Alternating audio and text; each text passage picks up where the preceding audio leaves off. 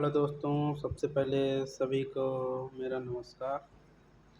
हमने जैसे ही कहा था कि हमने एमसीक्यूज फॉर्म में बुक सीरीज स्टार्ट करेंगे, तो हम लेके आ गए हैं सॉइल साइंस सब्जेक्ट का बुक सीरीज़। ठीक है, तो हम लोग एमसीक्यूज फॉर्म में जल्दी जल्दी क्वेश्चन को कवर करेंगे। ठीक है, तो शुरू करते हैं। पहला क्वेश्चन है, खेत में मेड़ बनाकर अलग अलग भागों में बांटने से वह वहीं पर संरक्षण होता है। क्या होता है? मृदा के कण, मिट्टी के टीवे, पानी, वर्षा का पानी, जैवांश। क्या होगा? वर्षा का पानी। ठीक है, 500 लीटर का 1% का घोल बनाने के लिए उर्वरक की आवश्यकता पड़ती है। 5 kg, 1 kg, 3 kg, oh sorry 30 kg, 300 kg। कितने kg? 5 kg। मृदा वर्गीकरण तंत्र की विशिष्ट इकाई, स्पेसिफिक यूनिट क्या है? श्रेणी, कुल, बृहद समूह, वर्ग। क्या होगा? श्रेणी। ठीक, आगे बढ़ते हैं।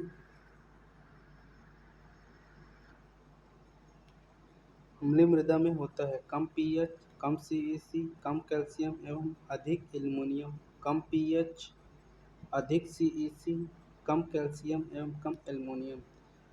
थर्ड है, सी है, अधिक पीएच, अधिक सीईसी, अधिक कैल्शियम एवं अधिक एल्युमिनियम। अधिक पीएच, कम सीईसी, अधिक कैल्शियम एवं एल्युमिनियम। क्या होगा? कम पीएच, कम सीईसी, कम कैल्शियम एवं अधिक aluminium. A handbook of organic farming किताब के लेखक हैं दहामा ए.के. थापा, यू.एम. त्रिपाठी, शर्मा अरुण के, पालिनियप्पन एस.पी. एवं अन्ना दुरई। क्या होगा? शर्मा अरुण के। ठीक है, सल्फिटेशन प्रक्रिया में बनाए गए फ्रेश मड का प्रयोग किस भूमि के सुधार हेतु किया जाता है? क्या होगा? लवणी, अम्लीय, अधिक अम्लीय, क्षारीय। इसमें क्या होगा बताओ? क्षारीय। क्या होगा? क्षारीय। डीएपी उर्वरक की रासायनिक प्रकृति, केमिकल नेचर है? क्षारीय, अम्लीय, उदासीन, प्रोक्त। क्या होगा? अम्लीय। इसे डीएपी को जटिल उर्वरक भी कहते हैं। ठीक है, जटिल उर्वरक। जटिल उर्वरक क्या होते हैं वो देख लीजिएगा, है ना। क्या होता है? जिसमें दो या दो से अधिक तत्व विद्यमान होते हैं। जैसे यूरिया क्या हो गया? सरल। यूरिया क्या हो गया? सरल उर्वरक। ठीक है, आगे। निम्न में से कौन सा नत्रजन स्थिरीकरण करने वाला एक्टिनोमाइसीटीज है? कौन सा होगा? एजिटोबैक्टर, फ्रैंकिया, नोक्टो, नोस्टोक। उपरोक्त सभी क्या होगा? फ्रैंकिया। भूरी खाद, ब्राउन मैन्योरिंग का प्रयोग वर्तमान में कौन सी फसल में किया जा रहा है? गेहूँ, गन्ना, मक्का, धान। क्या होगा? धान। अब इसमें नोट में क्या लिखा? इस क्रिया में धान के साथ ढैंचा के बीजों को छिटक कर उगाते हैं तथा 30 दिन के बाद ढैंचा के पौधे पर 2,4-D स्प्रे करके नष्ट कर देते हैं, जिससे धान की फसल को हरी खाद भी प्राप्त हो जाती है और चौड़ी पत्ती वाले खरपतवार भी नष्ट हो जाते हैं। क्या कह रहा है? चौड़ी पत्ती वाले खरपतवार। ठीक है, 10वां है, निम्न में से कौन से पौधों में तने के द्वारा नत्रजन का स्थिरीकरण होता है? सेसबेनिया रेस्टोरेटा, चाइना ऑक्सफोस्पेरा, क्रोटोलेरिया जुनेसिया, टेफ्रोसिया पर्पुरिया। इसमें क्या होगा? Sesbania rostrata. ठीक है, तो इसमें लिया सेसबेनिया रोस्टेटा के जड़ एवं तना दोनों पर उपस्थित गांठों द्वारा नाइट्रोजन फिक्सेशन की क्षमता पाई जाती है। ठीक है, आगे बढ़ रहे हैं।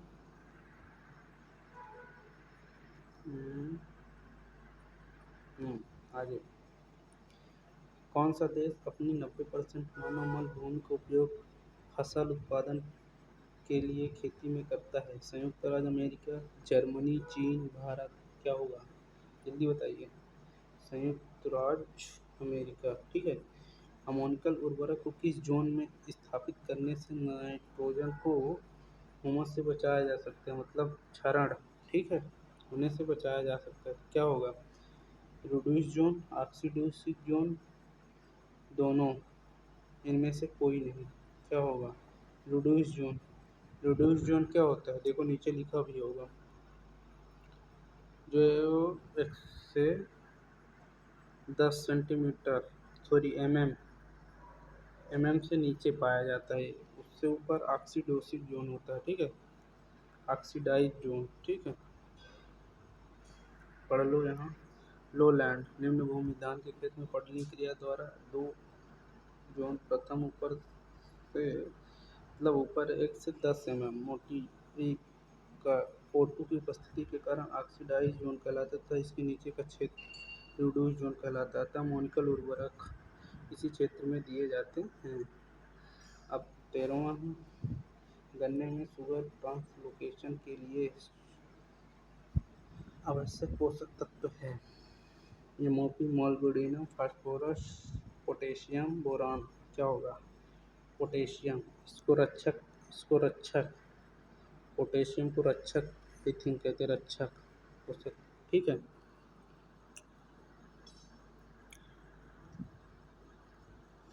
गन्ने में नाइट्रोजन युक्त उर्वरक के अधिक उपयोग से प्रकोप बढ़ जाता है। क्या बढ़ता है? सफेद मक्खी का, पायरिल्ला का, तना मक्खी का, इनमें से कोई नहीं। किसका होगा? पायरिल्ला का। पानी छिड़काव, फोलियर स्प्रे हेतु उपयुक्त उर्वरक होगा कैल्शियम अमोनियम नाइट्रेट उर्वरक, सॉरी यूरिया, निर्जल अमोनिया उपयुक्त में से कोई नहीं। इसको यूरिया, क्योंकि नैनो यूरिया उसमें भी होता है ना, नैनो यूरिया, तो नैनो यूरिया की स्प्रे करके दे सकते हैं, स्प्रे, ठीक है।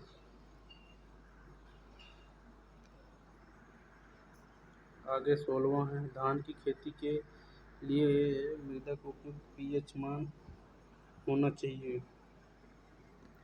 क्या है? 16, ए 4 से 6, 5 से और 5.5, 6 से 7, 7 से 9।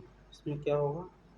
4 से 6, मतलब इसमें सब ज़्यादातर सब 6 से नीचे होगा, बाकी जो होगा अ, इसमें आलू भी रहता है, आलू, आलू भी आता है, ठीक। निम्न में से कौन सा जटिल उर्वरक है? कॉम्प्लेक्स, देखो आ गया ना, एसएसपी, कैन, यूरिया और डीएपी।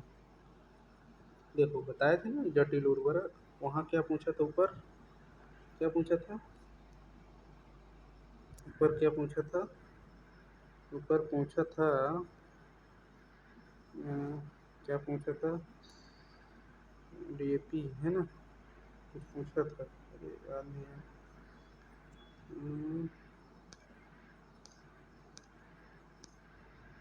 मोनिकल उर्वरक कुछ पूछा था, चलो कोई नहीं। कौन सा उर्वरक, 18वां, कौन सा उर्वरक तत्व भूमि में डालने के तुरंत बाद स्थिर फिक्स हो जाता है? कौन सा होगा? फास्फोरस, ठीक,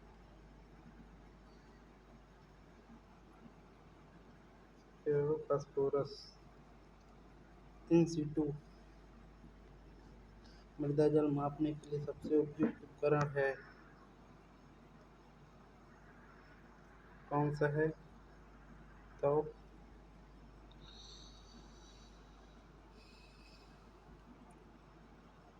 कौन सा है? टीडीआर, न्यूट्रॉन ब्रोंज टेंसियोमीटर, इसमें टिक भी लगा है हमने। तो इसमें टेंसियोमीटर, जिप्सम ब्लॉक भी। इसमें क्या होगा? यह बालू मृदा नमी ज्ञात करने का श्रेष्ठ यंत्र है। 20वां होगा, निम्न में से कौन से सल्फर का ऑर्गेनिक रूप है? फ्यूरिन, RNA, फाइटिन, सिस्टीन। सिस्टीन, क्या हो गया? सिस्टीन। मृदा संरचना, बिंदी बिंदी वो सॉरी सॉइल स्ट्रक्चर का संबंध है। मृदा कणों का पुंज अरेंजमेंट ऑफ सॉइल पार्टिकल, कणों के आकार का विवरण, पार्टिकल साइज डिस्ट्रीब्यूशन, मृदा कणों की व्यवस्था, अरेंजमेंट ऑफ सॉइल पार्टिकल, जल धारण क्षमता, वाटर होल्डिंग कैपेसिटी। 21 का क्या होगा? मृदा संरचना, सॉइल टेक्सचर क्या कहते हैं? अरेंजमेंट ऑफ सॉइल पार्टिकल क्या होगा? 21 का सी होगा, ठीक है।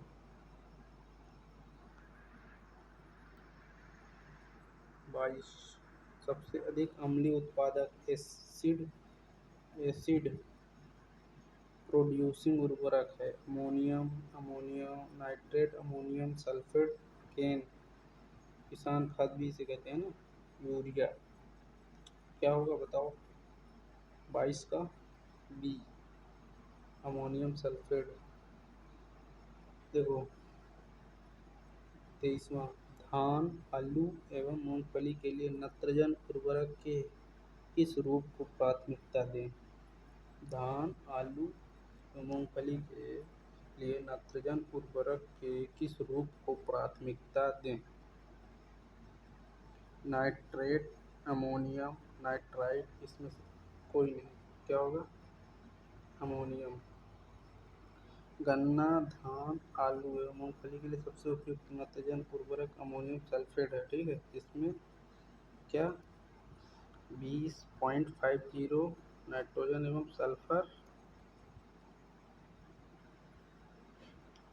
24% होता है, ठीक है।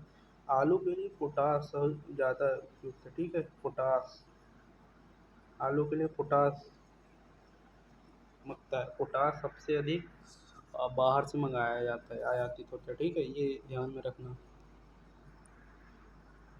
इनमें से कौन सी शुष्क क्षेत्रीय दलहनी फसल वर्षा ऋतु में हरी खाद के रूप में सबसे उपयुक्त है?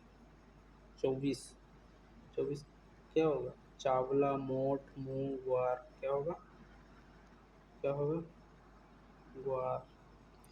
एक टन ताजा मुर्गी खाद में नाइट्रोजन की मात्रा होती है, कितनी होती है? 9.6 से 23 केजी, 2.4 से 6.5 केजी, 1.6 से 6.8 केजी, 5 से 10 केजी। क्या होगा इसमें? A B C D. क्या होगा इसमें? 9.6 से 23 केजी, ठीक है। कौन सा सांद्र कार्बनिक खाद कंसंट्रेट मेन्योरिंग ऑर्गेनिक मेन्योर है, ठीक है। नहीं है, सॉरी, इसमें पूछ रहा हूँ, नहीं है। ब्लड मील, तिलहन खर, जलीय खरपतवार और मानव मन। इनका सबसे ऑर्गेनिक से रिलेटेड है। जलीय खरपतवार अलग हो जाता है, ठीक है। इसीलिए ये जलीय खरपतवार इसमें नहीं होगा, ठीक है। आगे बढ़ते हैं। इनमें से कौन सा एक खनिज तत्व पौधों की वृद्धि के लिए आवश्यक है? Carbon, oxygen, nitrogen, hydrogen. क्या होगा? नाइट्रोजन। कौन सा एक नाइट्रोजन स्थिरीकरण सूक्ष्म जीवाणु नहीं? क्या होगा? कौन सा स्थिरीकरण सूक्ष्म जीवाणु नहीं है? ये एस बी, राइजोबियम, एस्टोबैक्टर, एजोस्पाइरिल्ला, एजोस्पाइरिलम। क्या होगा? पीएबी। क्या पूछ रहा? स्थिरीकरण नहीं है, सूक्ष्म जीवाणु ये भी करते हैं, ये भी करते हैं, ये भी करते हैं, ये नहीं करता, ठीक है। आगे नाइट्रोसोमोनास है, नाइट्रोसोमोनास है। क्या होगा? नाइट्राइट एक नाइट्रेट में ऑक्सीकरण करता है। नाइट्रेट एक गैसीय नाइट्रोजन में चयन करता है। नाइट्रोजन का यौगिकीकरण करता है। अमोनियम और नाइट्राइट में ऑक्सीकरण करता है। नाइट्रोसोमोनास क्या होता है? अमोनिया का नाइट्राइट में ऑक्सीकरण करता है, ठीक है। धान का खैरा रोग निम्न में से कौन से तत्व की कमी से होता है? लगभग लगभग सबको पता होगा। कौन सा है बताओ? लोहा, बोरान, जस्ता, पोटास। पोटास से तो बिल्कुल नहीं। ठीक, बताओ। सही सवाल तो यही होगा, जस्ता।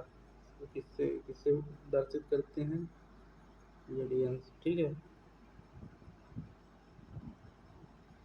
मटर की मूल ग्रंथियों में राइजोबियम की कौन सी प्रजाति उपस्थित होती है?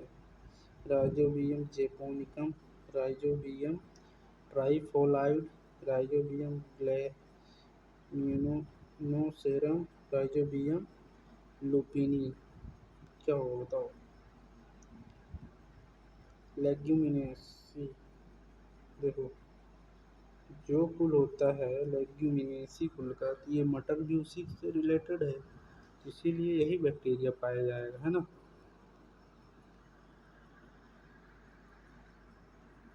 आगे,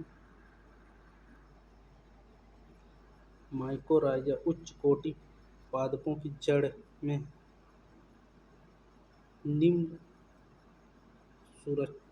सूक्ष्म जीवाणु के सहजीवन में बनता है। क्या होता है? निम्न सूक्ष्म जीवाणु के सहजीवन से बनता है। क्या होगा? Algae, bacteria, fungi, एक्टिनोमाइसीट्स। क्या होगा? फंजाई। देखो, इसमें लिखा भी है, माइकोराइजा एक उच्च पादप एवं फफूंद का लाभदायक सहजीवन है। सिम्बायोसिस है जिसमें फफूंद को पोषक एवं शर्करा प्रदान करता है तथा फफूंद पौधों के पोषक तत्व फास्फोरस अवशेष या फास्फोरस अवशेषों में मदद करती है शोषण में, ठीक है। नाइट्रोजन खनिजीकरण नाइट्रोजन मिनरलाइजेशन की विपरीत क्रिया है। क्या होगा? नाइट्रोजन से जैसे वो बनता है, वो पौधे लेते हैं, ठीक है। उसका रिड्यूस मतलब हानि नुकसान करने के लिए कौन सी उसके विपरीत पूछ रहा है ना, ये विपरीत। क्या होगा? विनाइट्रीकरण होगा ना। राइजोबियल माध्यम से सूक्ष्म जीवन बल वाहक कोशिकाओं की न्यूनतम संख्या प्रति ग्राम है। क्या होगा? 10⁸ ठीक। मृदा में मैग्नीज निम्न रूप में पाया जाता है। एम ए, इसमें डबल होगा, ठीक है।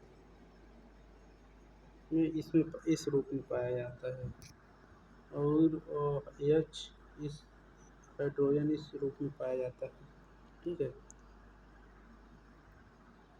आगे, monohydrate zinc sulphate. Zinc sulphate में जिंक की मात्रा होती है। मोनोहाइड्रेट जिंक सल्फेट में जिंक की मात्रा होती है कितनी? 23%, 15%, 33 से 35%, 52%। क्या होगा?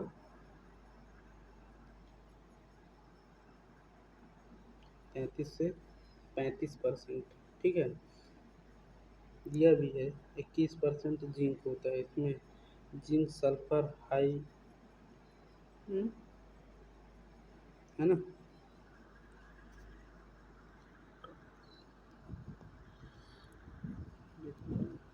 क्या होगा? मृदा में फास्फोरस की उपलब्धता के लिए सबसे उपयुक्त पीएच। फास्फोरस के लिए 5 से 6, 6 से 7, 7 से 8, 9, वो सॉरी 6 से 8। क्या हो?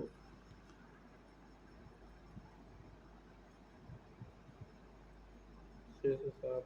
मृदा में कैल्शियम निम्न द्वारा दिया जाता है। इसके द्वारा जिप्सम, रॉक फास्फेट, ए एवं बी दोनों में उपरोक्त में से कोई नहीं। क्या होगा? ए और बी दोनों में से। कैल्शियम। क्या? कैल्शियम, ठीक। नीचे लिखा भी है, रॉक फास्फेट फास्फोरस एवं कैल्शियम का सर्वश्रेष्ठ प्राकृतिक स्रोत है। कैल्शियम का सर्वश्रेष्ठ प्राकृतिक स्रोत है, ठीक है। इसमें से मोर देन 50% फास्फेट एवं 48% कैल्शियम CaO होता है, जबकि जिप्सम में कितना 23-34% कैल्शियम एवं 18 से 21% सल्फर पाया जाता है। ठीक है। निम्नलिखित मृदाओं में बोरान की कमी पाई जाती है। लैटराइट, पोडजोल, बलुई मिट्टी। उपरोक्त में से कोई नहीं। उपरोक्त में से कोई नहीं होगा इसमें। ठीक है। और जब रॉक फास्फेट की अभिक्रिया गंधक यानी सल्फर, गंधक में सल्फर के अम्ल के साथ करवाई जाती है तब निम्न उत्पाद बनता है। क्या बनता है? फास्फो जिप्सम, फास्फोरिकम, फास्फोरस, A+B दोनों। क्या होगा? A+B। ठीक। फास्फो जिप्सम और फास्फोरिकम। ठीक है।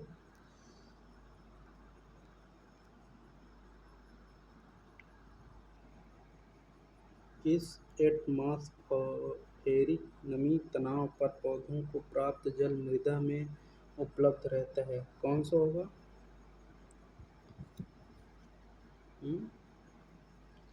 0.3 से 2 से 15 बार, 15 से 31 बार।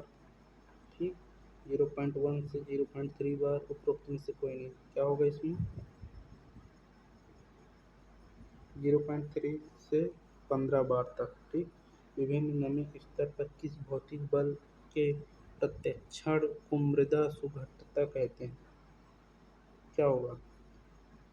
ये क्या पूछ रहा है? विभिन्न नमी स्तर पर किस भौतिक बल के प्रत्यक्ष प्रत्याक्षण को मृदा सुघट्टता कहते हैं? ठीक है। इसमें क्या होगा? ससंजन, असंजन दोनों। उपरोक्त दोनों। उपरोक्त में से कोई नहीं। ससंजन और असंजन जानते हो क्या होता है? समान आकार से समान उसमें बल लगे। ठीक। और इसमें असमान, समान। ठीक। वही होता है। तो 142 का क्या होगा? उपरोक्त दोनों। मृदा सुघट्टता। ठीक। क्या पूछ रहा हूँ? मृदा सुघट्टता। ठीक। इसमें क्या होगा? सुसंजन और ससंजन दोनों। ठीक। मरुस्थलीय मृदाओं के बनने का कारण है कम वार्षिक वर्षा, उच्च प्रभावी वर्षा, वर्ष भर उच्च तापमान। उपरोक्त सभी। इसमें सारी कंडीशनर फिक्स हो रही है। ठीक है। प्रभावी वर्षा भी कम, वाष्पीकरण भी होता है, उच्च प्रभावी वाष्पीकरण क्योंकि टेम्परेचर हाई रहता है, और वर्षा भी कम होती है। ठीक। कितना कम होती है बताएंगे आप लोग? ठीक है। कितने तक बारिश होती है? मृदा नमी सूचकांक प्रयुक्त होते हैं। किसमें प्रयुक्त होते हैं? क्षेत्र क्षमता के लिए, म्लान बिंदु के लिए, आर्द्रता ग्राही गुणांक के लिए। उपरोक्त सभी। मृदा नमी सूचक क्या होगा? नमी सूचक क्या होगा? क्षेत्र क्षमता के लिए, म्लान बिंदु के लिए, आर्द्रता ग्राही गुणांक के लिए। हर जगह इसमें उपयुक्त होता है, तो इसमें उपरोक्त सभी होगा। ठीक है। इनमें से कौन सा लक्षणित संस्तर सतही संस्तर है? Diagnostic surface horizon, argillic, calcic, gypsic, ochric. अजीब अजीब थोड़ा सा लगता है ये नाम लेने में कभी, मतलब ऐसा है ना। ओवर्किक और ओकरिक, सॉरी, ओकरिक। इसमें क्या होगा? 45 का डी। ओकरिक। मृदा वर्गीकरण में कितनी इकाइयाँ, कैटेगरीज हैं? नीचे लिखा भी है ना। 10, 8, 6, 4, कितनी होगी? 6।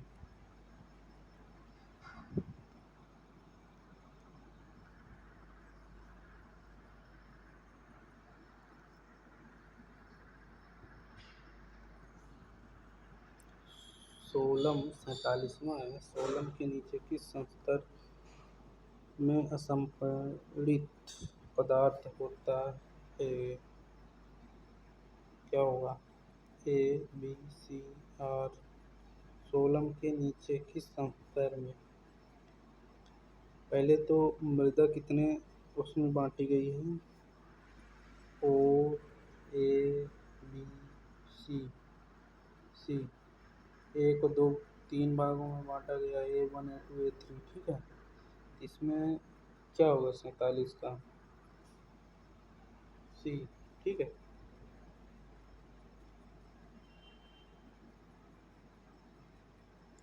अनकंसोलिडेट पदार्थ मतलब इसका ज़्यादा यूज नहीं होता है ना? वही होगा उसका मतलब।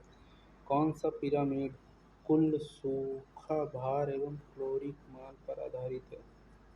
बताएंगे? ऊर्जा का पिरामिड, बायोमास का पिरामिड, संख्या का पिरामिड, उपरोक्त सभी। कौन सा होगा? बायोमास का पिरामिड। सूखा भार एवं क्लोरिक मान पर आधारित। सूखा भार तो यही होता है ना, बायोमास।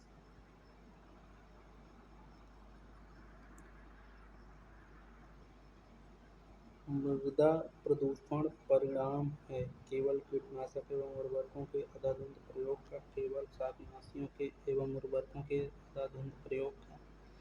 शाकनाशियों, कीटनाशियों एवं उर्वरकों के अंधाधुंध प्रयोग का। उपरोक्त में से कोई नहीं। क्या होगा?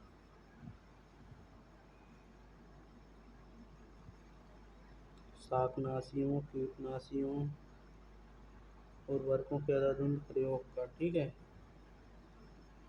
जटिल जैव यौगिकों को सरल अजैव यौगिकों में परिवर्तन को कहा जाता है। नाइट्रीकरण, विलयीकरण, प्रोटीन अपघटन, खनिजीकरण। क्या होगा?